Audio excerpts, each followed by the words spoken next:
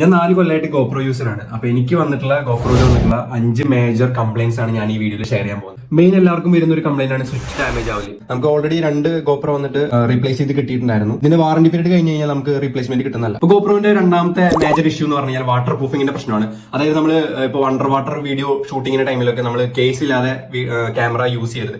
അതെന്ന് പറയാൻ കാരണം എന്ന് വെച്ച് കഴിഞ്ഞാൽ നമ്മൾ ചാർജിങ്ങിന് വേണ്ടിയിട്ട് ഈ ഒരു ഏരിയ നമ്മൾ തുറക്കടക്കിയ കാരണം ഇതിന്റെ ഇടയിൽ ചെറിയൊരു ഗ്യാപ്പ് വരാൻ ചാൻസ് ഉണ്ട്. അപ്പൊ അതിനുള്ളിൽ കൂടെ വെള്ളം കയറിയിട്ട് ഗോപ്രോ നാശാവാൻ ചാൻസ് ഉണ്ട്. അപ്പൊ അങ്ങനെ നമ്മുടെ ഒരു ഗോപ്രോ നാശമായിട്ടുണ്ടായിരുന്നു. ഇതിന്റെ മൂന്നാമത്തെ മേജർ ഇഷ്യൂ എന്ന് പറഞ്ഞു കഴിഞ്ഞാൽ സോഫ്റ്റ്വെയറിന്റെ പ്രശ്നം, പിന്നെ അതുപോലെ തന്നെ ഡിസ്പ്ലേയുടെ ഇഷ്യൂ.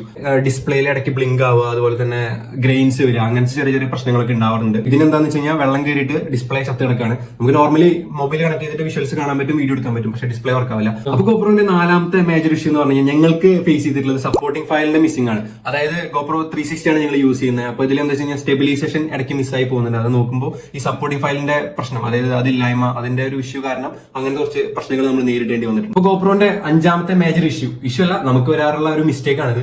സംഭവം എന്താ വെച്ച് കഴിഞ്ഞാൽ ഹയർ ക്വാളിറ്റി വീഡിയോസ് അല്ലെങ്കിൽ 360 വീഡിയോസ് ഒക്കെ എടുക്കുമ്പോൾ മെമ്മറി കാർഡ് എന്താ പറയാ ഫോർമാറ്റ് ആയി പോവുക, അല്ലെങ്കിൽ എംടി ആയി നിൽക്കുക, അങ്ങനത്തെ ഇഷ്യൂസ് ഒക്കെ ഉണ്ടാവാറുണ്ട്. അതെന്തുകൊണ്ടാണെന്ന് വെച്ച് കഴിഞ്ഞാൽ നമ്മൾ ഹയർ ക്വാളിറ്റി അല്ലെങ്കിൽ high speed memory card use ചെയ്യാത്തതുകൊണ്ടാണ്.